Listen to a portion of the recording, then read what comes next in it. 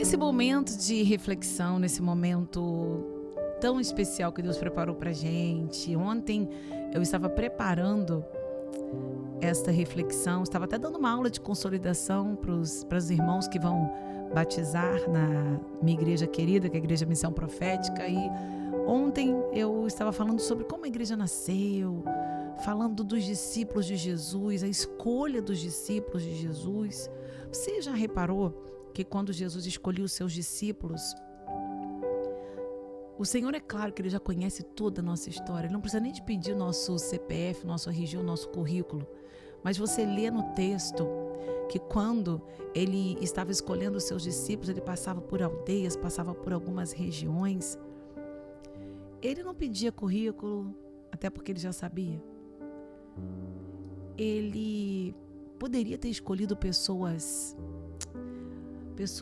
estudadas, pessoas letradas, pessoas sofisticadas, pessoas entendidas, mas Ele escolhia pessoas improváveis.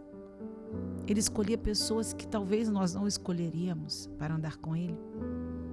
E a gente vai vendo que ao longo dessa história, os 12 discípulos, cada um com as suas qualidades, mas cada um com os seus defeitos, ao longo da caminhada, caminhando com Jesus, como que o exemplo de Jesus, o testemunho de Jesus ia influenciando, como que Jesus se derramava para os seus discípulos, e a gente vai vendo a mudança clara na vida de cada um deles.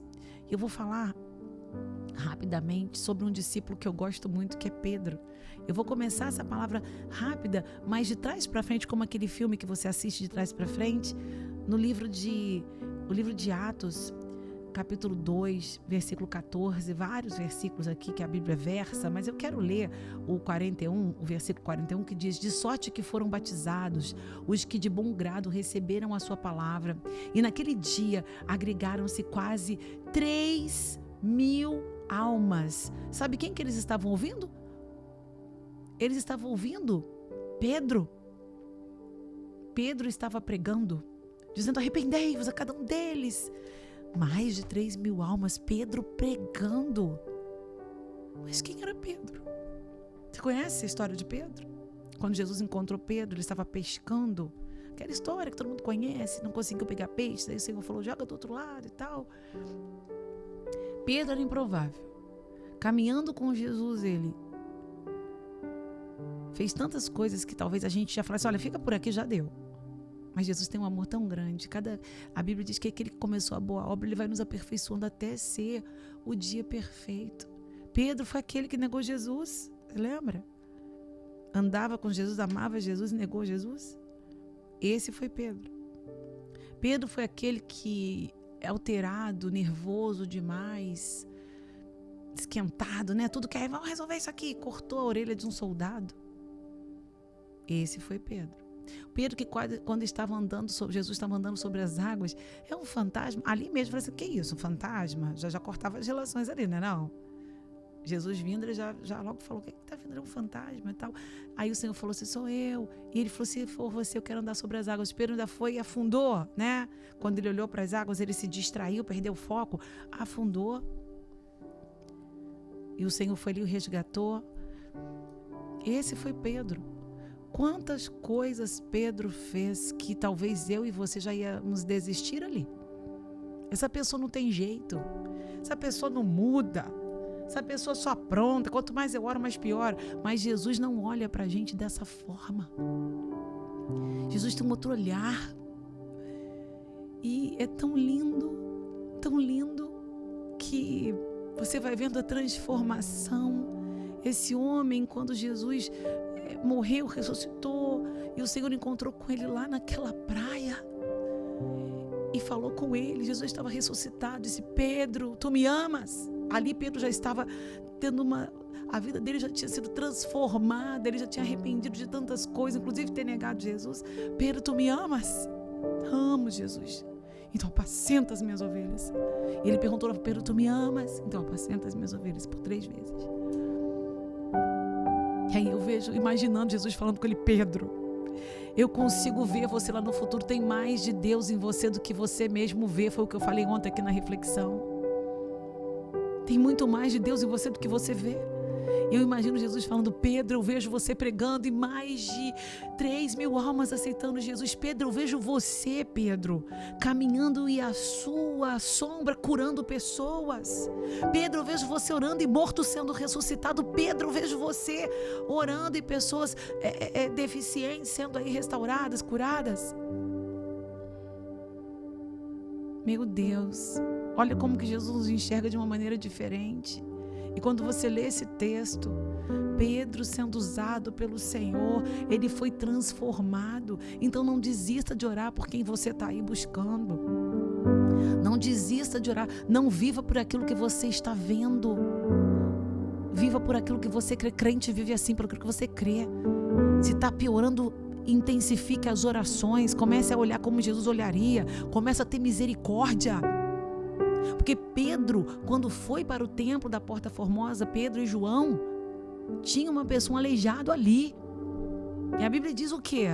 Que na autoridade, depois que Jesus falou: vocês vão fazer milagres muito maiores. Olha que responsabilidade ele falou assim: agora, João, a gente está aqui agora, é com a gente. E aquele cara pede uma esmola: por favor, me ajude. Aí o que acontece naquele momento? Eu acredito que aquele aleijado ficou tão frustrado, porque ele falou assim: nós não temos dinheiro para te dar. Parecia uma resposta frustrante, né? Nós não temos dinheiro. Parecia que frustrou ali. E a gente sabe o que a gente não tem. Você sabe o que você não tem, sabe? Eu sei, eu não tenho algumas coisas, eu sei o que eu não tenho. Talvez você fique assim: eu ainda não tenho a casa que eu gostaria, o casamento que eu gostaria. Não tenho. Mas o que você tem? Do mesmo jeito que a gente sabe o que a gente não tem, a gente sabe o que a gente tem. E eles falaram: não temos aqui dinheiro, mas o que temos, a gente sabe. E você aí, que está me ouvindo agora, sabe o que você tem, não tem? Ele falou: o que nós temos, nós vamos te dar. Que eles têm Jesus, né? Levanta e anda. Foi o nome de Jesus que curou. Mas posso te falar? Quem levantou o aleijado foi quem a Bíblia diz que eles deram a mão e puxaram. Quem cura é Jesus, mas quem levanta é você. Que você hoje consiga entender. Se tem alguém do teu lado, você, igreja, levante pessoas, não derrube. Levante pessoas, olha para essa pessoa que precisa de misericórdia. Hoje as pessoas querem derrubar, o cara errou, o cara fez alguma coisa, já derruba, já crucifica. Não, vem cá, me dá tua mão aqui. Quem cura é Jesus, mas quem levanta é a igreja. Esse é o nosso papel. E foi tão lindo, aquele homem foi curado por Pedro, que teve a vida transformada. Que essa palavra de Jesus alcance o teu coração, floresça no teu coração, que é terra fértil, em nome de Jesus. Senhor, meu amado, amado da minha alma, nós estamos aqui diante da tua presença, pedindo ao Senhor que primeiro limpe o nosso coração, perdoe as nossas falhas, os nossos pecados. O Senhor muda a nossa realidade, muda a nossa vida, nossa maneira de enxergar as coisas.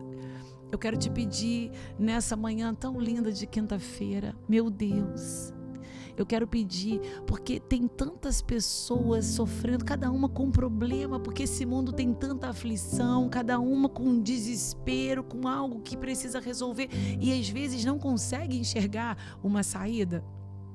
Senhor, não consegue enxergar o fim do túnel. Senhor, às vezes a luta é tão grande que ela se torna como uma montanha. Às vezes a gente esquece de saber que o Senhor é maior que tudo. Às vezes o problema bloqueia a nossa maneira de ver as coisas e enxergar um milagre. Mas quando eu me lembro que o Senhor é aquele que abre a porta aonde ela não existe. Onde não existe solução, o Senhor tem solução. O Senhor abre porta onde não tem porta. Ah, Jesus, tenha misericórdia, eu te peço, por quem ora comigo nesse momento. Quem está ali agora precisando de milagre, precisando de cura, esse diagnóstico, esse decreto de morte, quebra isso, Senhor, anula decretos. Quebra, Senhor, em nome de Jesus, anula esse diagnóstico, que a cura venha, abra os céus sobre essa casa. Visite os hospitais, que seja um tempo de transformação, que comece as pessoas não entenderem que tanta gente está sendo curada, porque eu creio que o Senhor pode fazer. Em nome de Jesus, para as crianças que estão passando por enfermidade, que seja uma manhã de cura. pelo pai que precisa de provisão e não está conseguindo resolver os problemas financeiros. Em nome de Jesus, levanta alguém para ajudar essa pessoa, Pai. Em nome do Senhor, que esse currículo seja selecionado. São tantas injustiças, às vezes precisa de ter pessoas que vão lá, que tentam indicar, abrir o caminho, mas não, o Senhor abre o caminho para quem não tem ninguém para ajudar. Abre o caminho, em nome de Jesus. Casamentos que estão sendo destruídos porque a mulher estranha entrando aí nos relacionamentos, que repreenda, tira, Senhor, em nome de Jesus. Restaura esse casamento, que haja perdão. Que haja perdão, o inimigo quer destruir, mas que haja perdão, que haja restauração nesse filho que às vezes nem volta para casa, fica perdido nas ruas, nas drogas. Resgata esse menino, resgata, Senhor, essa jovem. Em nome de Jesus, eu te peço, em nome de Jesus. Obrigada por esta rádio, essa emissora tão linda, que prega teu evangelho. Obrigada pelos diretores, Edson Albertassi, Alice Albertassi, que são bênçãos, Senhor, nessa geração, abrindo as portas para o evangelho. Cada funcionário, eu entrego nas tuas mãos, cada ouvinte que ora comigo. Que hoje seja um dia de encontro, de transformação. Em nome de Jesus. Em nome de Jesus. Amém.